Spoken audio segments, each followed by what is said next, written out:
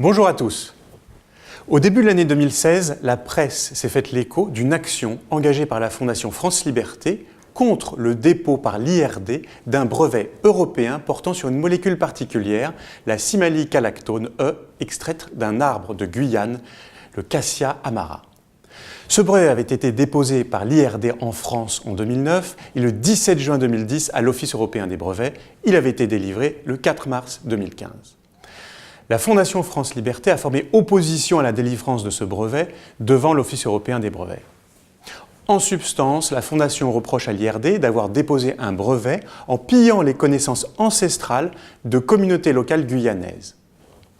Selon la Fondation, l'invention aurait uniquement consisté à isoler une molécule, la Simalicalactone E, qui a des effets antipaludiques, grâce à l'aide apportée par des communautés locales.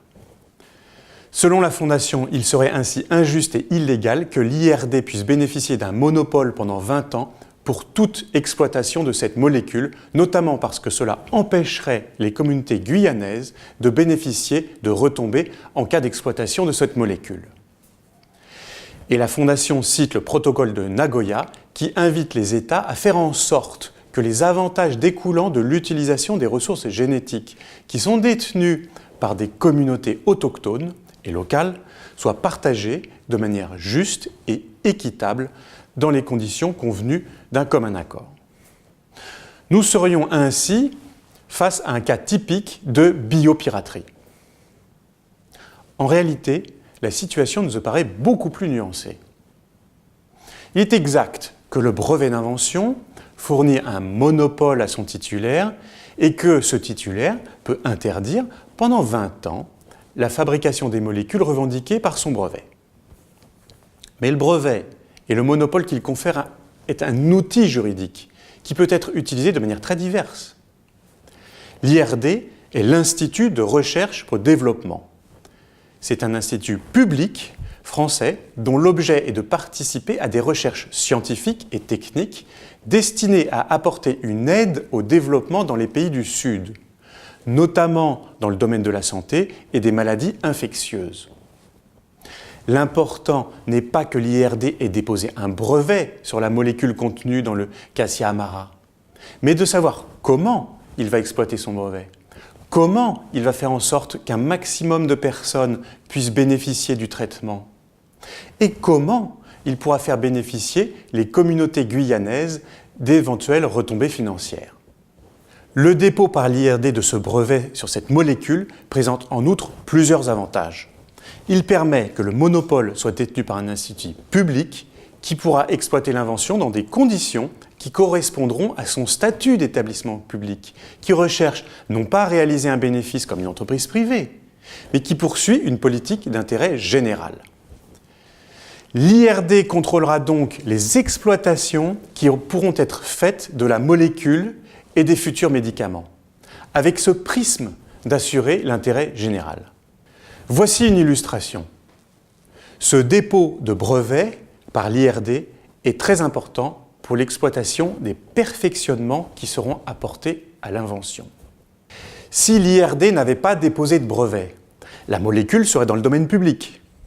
Mais les perfectionnements éventuels de l'invention, par exemple une méthode pour synthétiser la molécule ou l'intégrer dans un médicament, auraient pu faire l'objet de brevets de perfectionnement détenus par des tiers qui auraient, eux, bénéficié d'un monopole.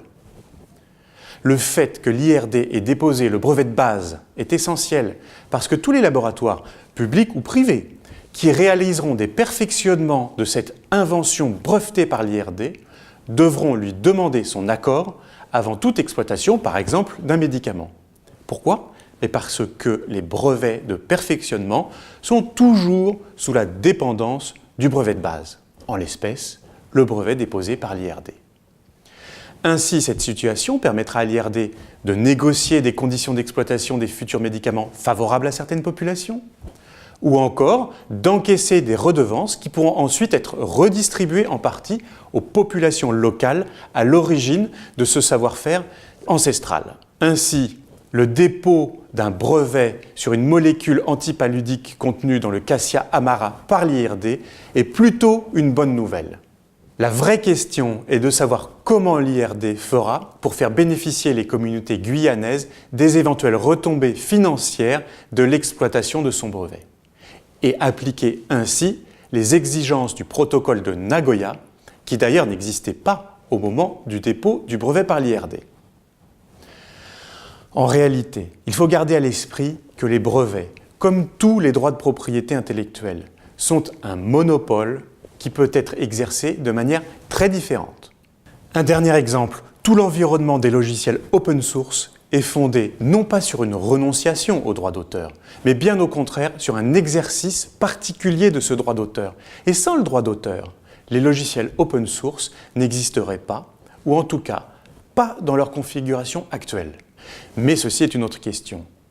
Je vous remercie pour votre attention. Si vous avez apprécié cette vidéo, partagez-la et moi je vous dis à bientôt.